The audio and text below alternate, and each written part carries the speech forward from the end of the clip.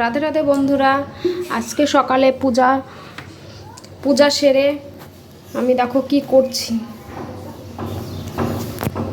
তালটাকে চিপে নেওয়া হয়েছিল, এখন তালের ক্ষীর বানাচ্ছি। তালের মধ্যে দিব চিনি, দুধ আর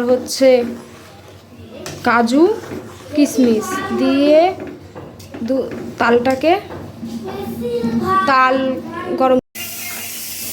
দেখো আমি চিনি, কাজু কিশমিশ সব দিয়ে দিলাম।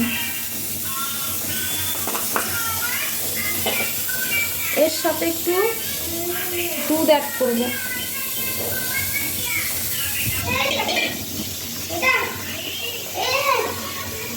কিছুক্ষণ ফুটতে দিব। ফুটা যখন গাঢ় হয়ে আসবে তখন আমি দেখাবো আবার।